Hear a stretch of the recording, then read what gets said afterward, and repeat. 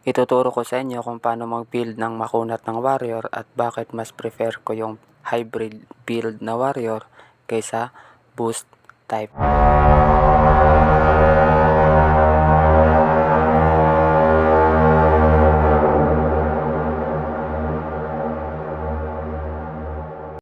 What's up guys, Yudong Place nagbabalik ulit para sa isang panibagong content. Sa video na to guys, isi-share ko sa inyo kung paano mag-build ng makunat na warrior. Unang-una sa lahat, maraming salamat sa mga suporta and we almost hit 500 subscribers. Sana'y matulungan nyo ako and maraming salamat sa mga mag-subscribe. Kaya tara, simulan na natin. Okay, uunahin natin sa equipment. Sa equipment guys, dapat yung boost nyo dito is yung weapon lang at saka yung bracelet. Bakit itong dalawa lang yung ibuboost natin sa equipment? Unang-una sa lahat guys, kapag hybrid build ka or sustain build na warrior, yung source of damage mo lang dito is skill attack damage boost and bash attack damage boost. Kaya yung ibuboost lang natin sa equipment is weapon tsaka bracelet, tas yung iba is full reduct na. Kahit itong dalawa lang yung equipment na ibuboost natin. Una-una sa lahat guys, kapag sustain build warrior ka, yung pangunahing source of damage mo dito is skill attack damage boost and bash attack damage boost. Kaya yung dalawa lang yung equipment na ibuboost natin, yung weapon at saka bracelet. So since tapos na tayo sa equipment, punta naman tayo sa spirit build. So unang-una sa listahan natin guys, pinakauna is Nier. Bakit Nier? Aside dun sa unang-una sa spirit natin guys, yung marerecommend ko is yung Nier. Kasi nagbibigay ito ng 80 physical def and spell def na may 100 crit eva and skill damage reduction. Tapos meron pa yan dun sa sa third skill niya, yung eva. Pangalawa naman natin guys, marirecommend ko yung Flamehorn. Bakit Flamehorn? For example, makakuha ka na yan ng Boundless Jade na Spirit Treasure, which is exclusive lang siya sa Fire Spirit. And aside doon, marirecommend ko din siya kasi same lang sila sa Nier. Meron ding Crit Eva 100 tsaka skill damage reduction. And meron din yung 20% na DB success, which is magagamit natin yan sa sa warrior na build natin. Pangatlo sa may re-recommend ko guys is yung Soul Repair. Bakit Soul Repair guys?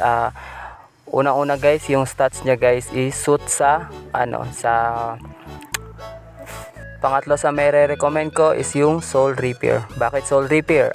'Di ba na-mention ko guys sa una pa lang guys na yung source of damage natin sa warrior is skill attack damage boost and bash attack, which is meron dito sa Soul Repair. Tapos kapag makakuha ka din ng Spirit Treasure na Crimson Blood na may magbibigay yan ng skill attack damage boost, which is sa Soul Repair lang din siya talaga maganda ilagay, kaya ayan, may re-recommend ko to guys.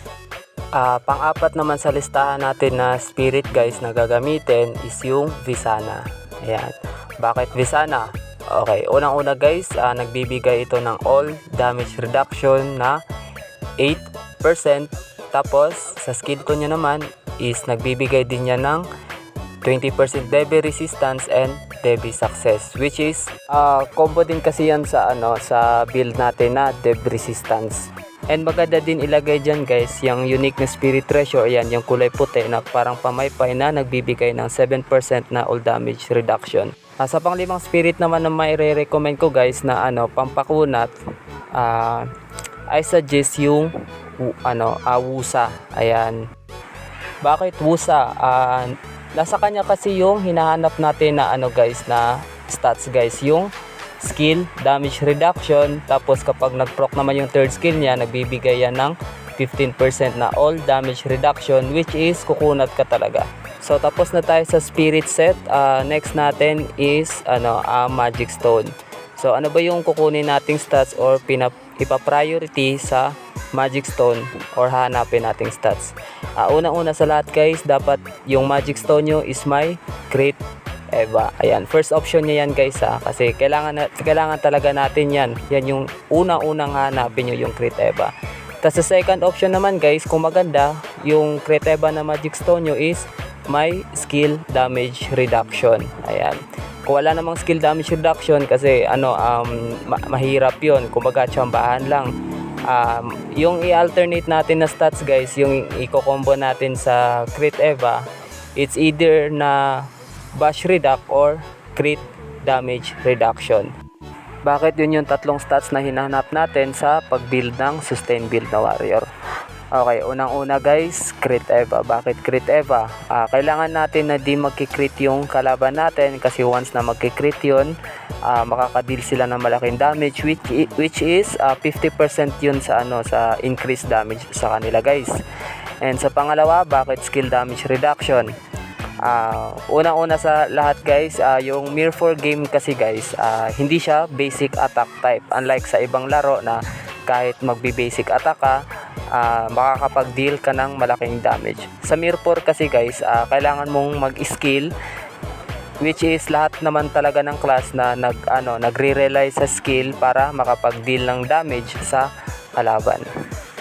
Hopefully nakatulong sa inyo tong video na to guys. And kung gusto niyo ng ganitong content, huwag kalimutan mag-like and subscribe. And kung may tanong man kayo, kung gusto niyo magpa-help sa build sa karakter nyo, pwede nyo kong i-PM sa aking Facebook page, Udong Plays, and paki-like na din guys. Salamat.